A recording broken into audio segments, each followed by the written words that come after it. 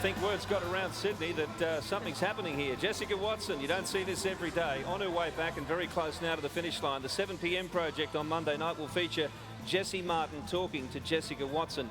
It should be compelling television. The young man who, as a teenager, sailed solo around the world unassisted and is indeed the official record holder. Jessica now doing it.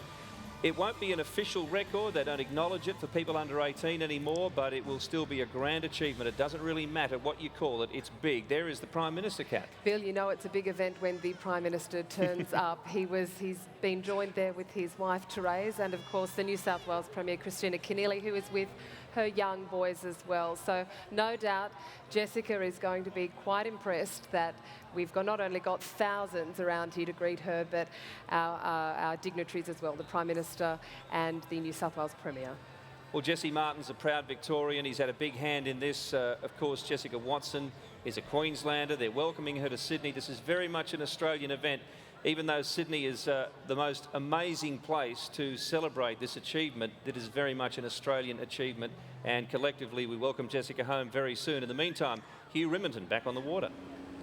Indeed, Bill, we're looking at the scene we can see from the back of the VIP boat and the grey police vessel, the Nemesis there, leading home and lost in among the sails. There were half a dozen helicopters overhead. A big old 1950s style Constellation aircraft flew low just before. I don't know what that was about, but just in behind you can see the pink hull of the Pink Lady, and there is Jessica sailing behind the police boat in this flotilla. This is outside the heads. We're still a few minutes away, but not that many more minutes to go before we expect to see Jessica coming in across the finish line.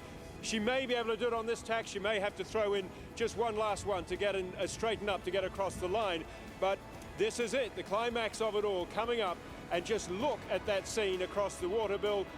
The boats, these are the hardier ones out here who are taking on this swell, some of them coming through at about 6 meters high, generally about 3 to 5 meter swell, and they've come out to greet her. And I can tell you there is an enormous multitude of boats just inside the heads where things are a little calmer, who will pick up this extraordinary scene and join her as she comes in.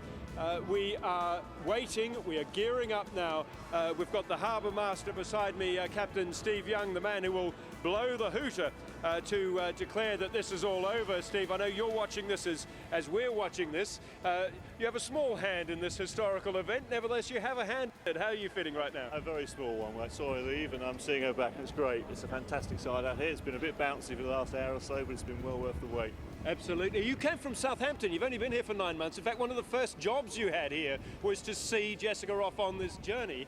It was. I've been here a couple of months and I was asked to do that. I was delighted to do it. Been here 9 months. Fantastic. And Southampton sees a lot of round the world sailors. The Whitbread Round the World race comes in there. You've met quite a few of these people. Is there some sort of special breed you've seen in meeting these people over the years? Well, I've met Joe Blythe and Rob Knox-Johnson. They're all of a similar tenaciousness, if you like. You have to have that sort of characteristic to do something like this. I can tell you some of in the way of the preparations. We saw Julie, Jessica's mum, just putting on some lipstick before. I don't. Right, lips. Yeah. I was going to say, I don't know if the lipstick's no necessary now. You've been on television all morning for us, but no, the hair's terrible. Yeah, no, we're just enjoying the moment. It's very close now, so yeah, she's going to be across the line and she's going to be able to say she did it. Absolutely, and you'll be able to say, welcome home. I will. That's what I'll be saying. Yeah. Okay, well, we're looking out again to see. We've got this, really, she's doing good time. She must be doing, I don't know, it's hard to tell, but 4 or 5 knots, that's good enough. She's going to come in the next few minutes. I'd say maybe the next 10 or 15 minutes, she's going to be across the line. And just look at that for a welcome, and that is just a small sample of what's inside the heads waiting to see her. Her life is changing even as we watch, and will continue to change. This day is really unrepeatable in her life. It's one of those rare days for Australia, rare days for Sydney Harbour, which sees so many tremendous waterborne events, but this is one for the books, Bill, and it's just a privilege to be here and see this scene and recognise that this is the end of this girl's extraordinary journey, and we're all a part of it. Well, it's telling you that we have these fickle conditions right now that are just holding things up and raising that level of expectation.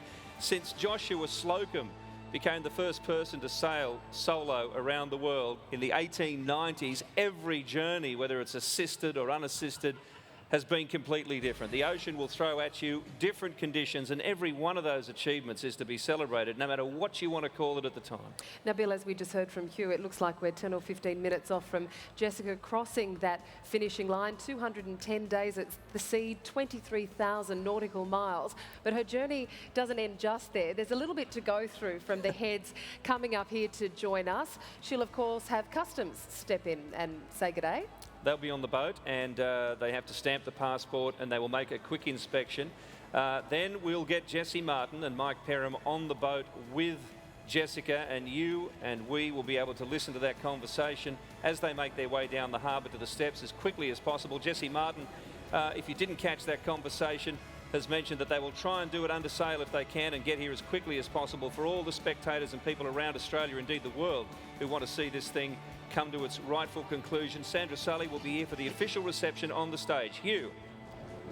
Yes, I mean, one of the things, we're just watching this come in through this flotilla, one of the things which is striking is really how small Jessica's boat looks like. We're looking at all these other yachts that are familiar to anyone who's familiar with Sydney Harbour, what you might call standard size yachts. If anything, against Jessica's 34-foot boat just looks small. And when you look at that and the size of the ocean behind, it just absolutely reinforces. We're about to cross the finish line, I'm being told.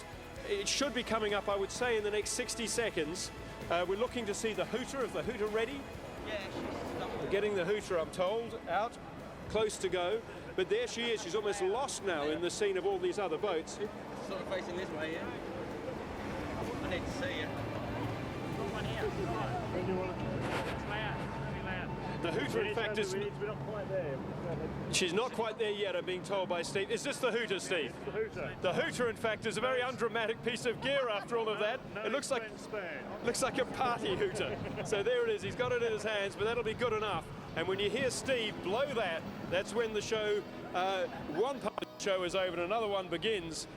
Look at that. You could almost walk to South Head across the decks of the boats that have come out here to see Jessica come in, and all manner of craft, little runabouts, magnificent ocean-going yachts, and we are lining up.